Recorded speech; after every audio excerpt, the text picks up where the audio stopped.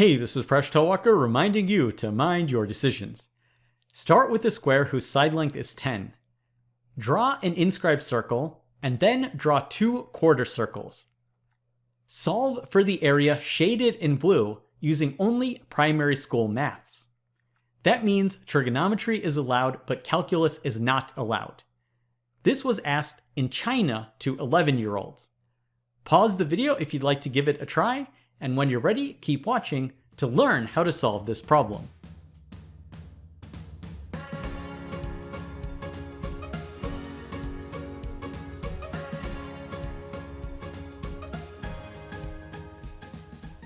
We'll get started with some useful geometry formulas. The area of a circular sector is 1/2 times r squared multiplied by the central angle theta. If we have a triangle with 2 sides A and B and an angle C in between them, its area is 1/2 AB multiplied by the sine of angle C.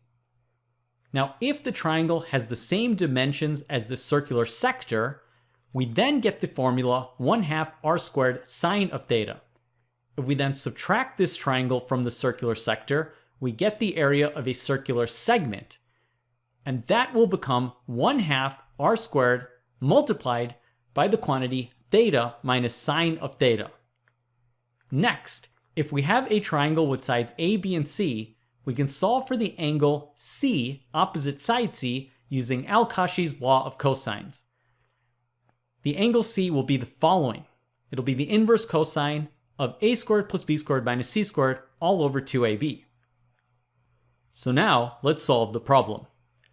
We'll draw a diagonal of the square. Since the square has a side length of 10, its diagonal will be 10 times the square root of 2. This means half of the diagonal will be 5 times the square root of 2. Next, we'll draw radii of the inscribed circle. Since the inscribed circle has a diameter of 10, its radius will be 5.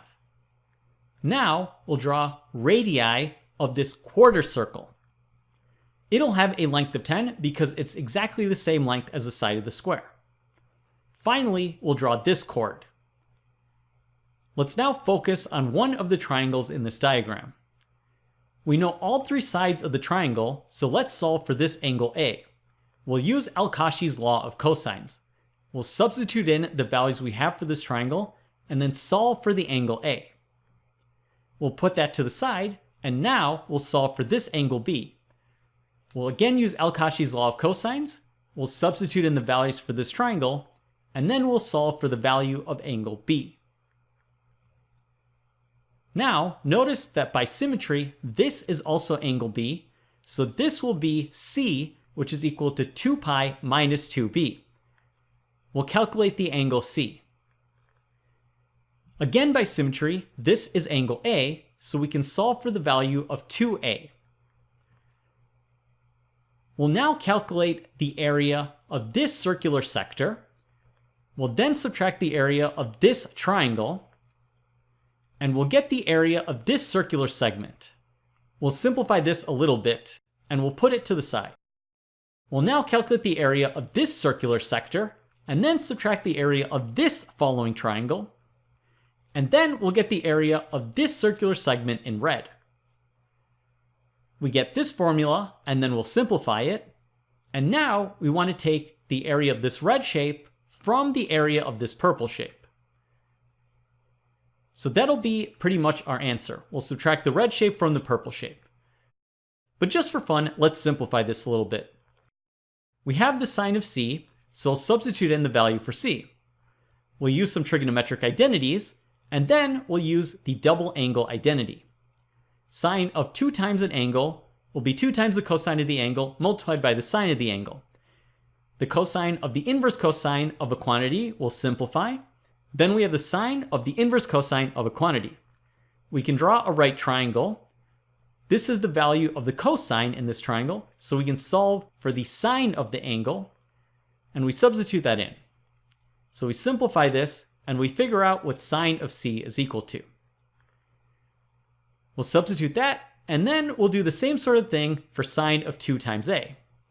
We'll use some trigonometric identities, then we'll simplify, and then we'll draw a triangle, and we'll again calculate the sine of this triangle.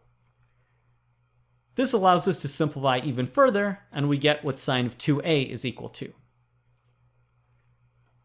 Now, when we take the red shape from the purple shape, we end up with the blue shape.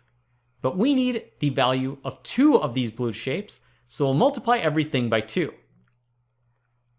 Next, we can substitute in our values of c and a, and then we'll simplify, and we end up with this exact form of the answer. And this is approximately 29.276, and don't forget the square centimeters. And that's our answer. Now at this point we've done a lot of work, so it'll always be good to check your answer, and we're going to check it using calculus. So we have our shape and we'll put a coordinate system in place. We'll then put this point as 10, 0. We'll then calculate the equation of this arc.